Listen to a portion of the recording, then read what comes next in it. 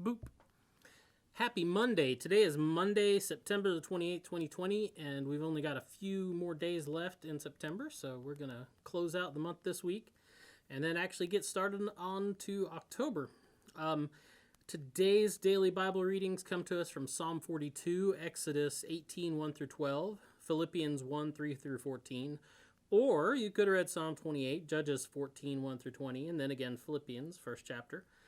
Today I'm going to look at Exodus 18, 1 through 12, and we're going to talk about Jethro and the greater God. So it's interesting. We have this, you may have heard people say that, faith comes through hearing, hearing the good news of the word. Paul talks about that, how when he would go and especially go to the cities around the Mediterranean in the Greek world, he would tell them the good news of Christ, and he would tell them about the things that God had done through Christ. And while those people didn't witness it firsthand, they responded in faith to the hearing of that good news.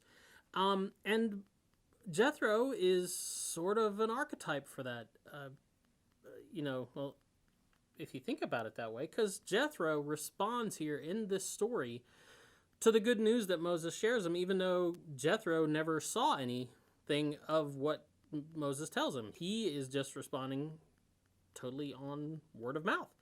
And so, once again, in case you don't remember, who is this Jethro guy I'm talking about? Well, it's not Jethro Tull. If it's not the Jethro guy from that old show, Beverly Hillbillies.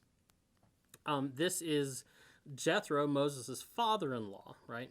And so what's happening here is this is after they have gotten out of Egypt, and Moses went back to Egypt, said, "Let my people go." Pharaoh was all like, "No, I'm not going to let your people go." Moses was like, "Okay, you better let my people go." And Pharaoh was like, "No, I'm not going to let your people go." And then finally, after all that, Pharaoh's like, "Okay, I'm going to let your people go." And Moses was like, "Well, thank you." And so they get out, and they're in the wilderness, and then Pharaoh's like, maybe I'm not going to let the people go. And then God's like, "Oh, yeah, you're going to let the people go." Sends his army to the bottom of the Red Sea. Big party, lots of rejoicing. People lose their faith after seeing everything that God's done. And then they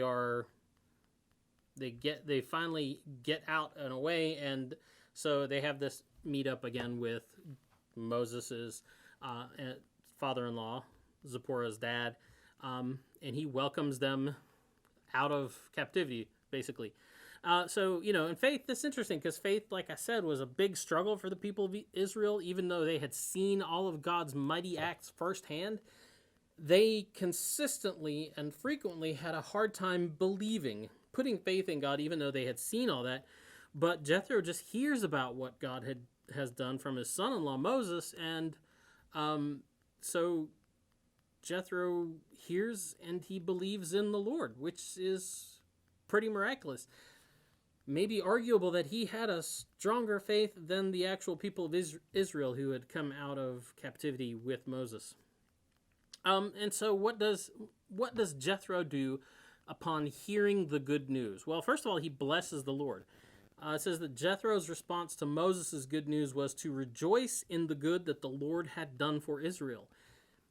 Jethro wasn't a part of Israel. If Israel had just stayed there, he probably would have been sad because his son-in-law would have failed. But that doesn't matter to Jethro. Jethro rejoices in this good that God has done for others. Which is a pretty good lesson for us all to learn. So Jethro's response, first of all, is to rejoice in the good that the Lord has done. And then he blesses the Lord for his deliverance that he gave to Israel. He then blesses the Lord. It talks about how he gathered up sacrifices and gathered all the people together. And Aaron shows up and takes the offering that Jethro is giving and presents it to the Lord. And they basically have this big feast day. And so Jethro blesses the Lord for something that he did to others, right? Because of what he did for the people of Israel. Not for anything that he specifically did directly to or for Jethro. And then, here's the most important thing. He then testifies about the nature and the reality of God.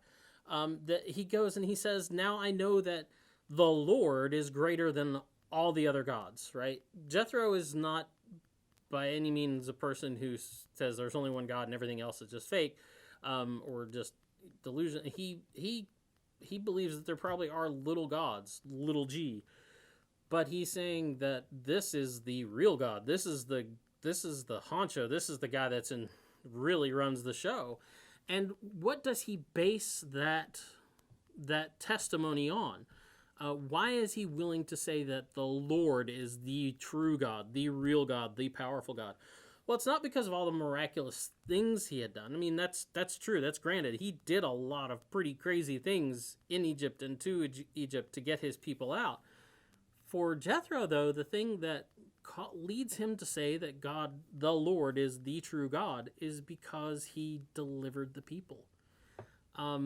He's not really concerned. He doesn't itemize all the things that God did. The thing that matters is that he did it. He kept his promise that, yeah, he's the Lord because he did what he said he was going to do. He actually delivered his people out of Egypt.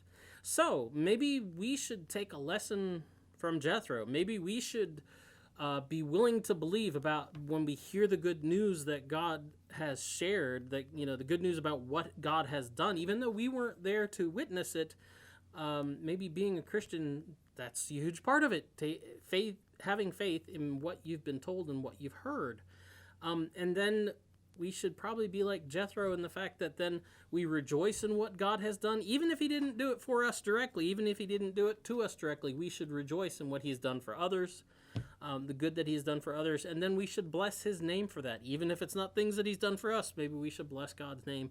And then definitely we should be like Jethro in the fact that we testify to God's good nature. And the key to that is testifying about how faithful he is. So that's the DBR for today. Have a good afternoon, have a good evening, and we'll be back tomorrow. Boop.